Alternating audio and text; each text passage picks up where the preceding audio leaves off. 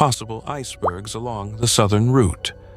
Such warnings were common in the Atlantic and generally taken lightly.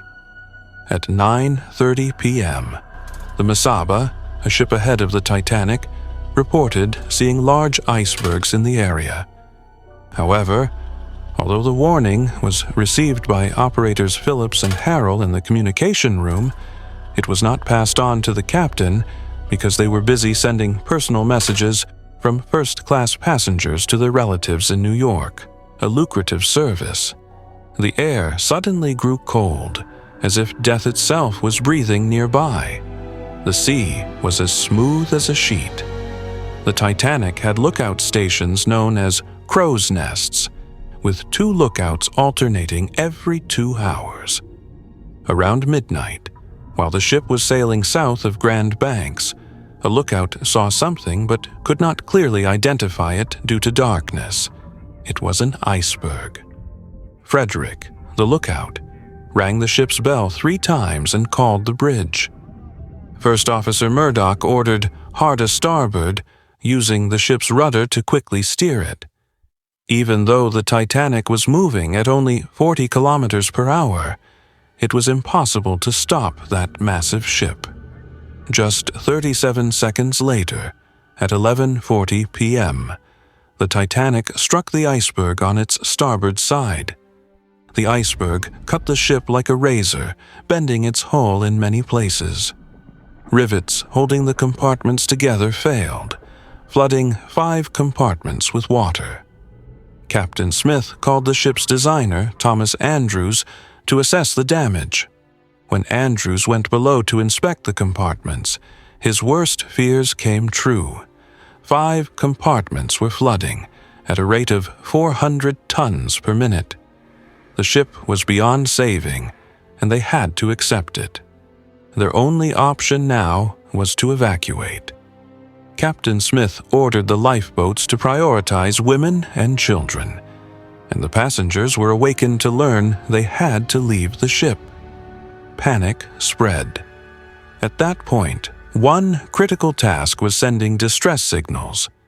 In emergencies, ships sent Morse code messages to nearby vessels. However, the operators on Titanic were preoccupied with relaying first-class passenger messages because they charged for the service. Warnings from other ships were ignored. For example, the operator on the California, located further north, reported that they could not proceed due to dense ice and advised Titanic to be careful. Phillips, overwhelmed with incoming messages, replied rudely, "Shut up, California. I'm busy right now." Later, Captain Smith ordered Phillips to send urgent distress signals. Operators could reach any ship within 400 miles. The closest, California, 32 kilometers away, did not respond. Eventually, the Carpathia replied, and it became clear that it was the only ship able to help. Calculations estimated it would take 4 hours to reach Titanic, but there were only 2 hours left. By now, there was no hope of immediate help. The bow was fully submerged, and the stern began rising into the air. 15 a.m. California reported seeing a rocket fired from Titanic. Captain Lord, in charge of California, was confused because the flare's color codes for distress were not standardized, and he did not know if they indicated an emergency. At 1:50 a.m., 3 more rockets were fired. By 2:15 a.m., Titanic had vanished beneath the water. By 5:30 a.m., California's operator tried to message Phillips, unaware that Titanic was already at the bottom of the Atlantic. Only some lucky survivors remained alive, rescued by the ships that arrived later. Footage from a rescue ship clearly shows the iceberg that sank Titanic and the traces of the collision. This was the Carpathia. If the captain had heeded the warning signals, hundreds more could have been saved. After the sinking, survivors in the water faced extreme cold.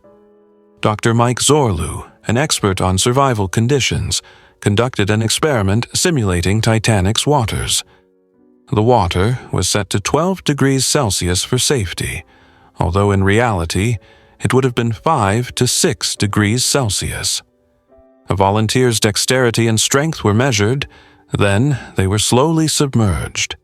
The sudden drop in skin temperature triggered cold receptors, causing involuntary shivering as the body tried to preserve heat.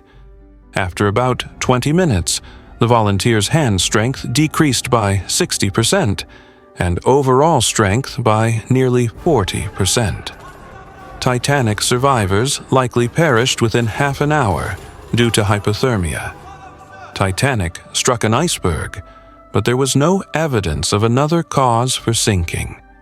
The steel rivets were strong and could withstand lateral force. So how did it flood? The iceberg scraped along the hull, breaking rivets, creating a 9-meter-long breach. If it had struck at a different angle, the ship might not have sunk. On that night, the sky was moonless and the sea perfectly calm. Tim Martin notes that atmospheric conditions acted like a giant lens, making the iceberg less visible. Even if the lookouts had binoculars, they likely would have spotted it anyway. Ocean currents, like the Labrador Current from Greenland, carried icebergs southward. The iceberg that struck Titanic had traveled for months and weighed over 1.5 million tons. That night, it loomed in the dark, meeting Titanic's path and sending it to the depths. By 5:30 a.m., survivors saw what had destroyed the ship. Most of the 1,500 victims were men and lower-class passengers. Captain Smith was among them. That had been his last duty, as he was about to retire, but he died at sea. 3 hours earlier, families were talking, children kissed goodnight, and within hours, parents would watch loved ones slip into freezing water. Some would lose spouses, some children. The trauma endured by the survivors was unimaginable. Behind this brief story of the Titanic, there are many unknowns. Next, we will examine reports and experiments from Lord Meanell, see the traces of the famous iceberg collision, and incredible footage of the Titanic wreck. Don't forget to reserve your spot for the second part. For that, take 2 seconds to like the video and subscribe to the channel. See you soon.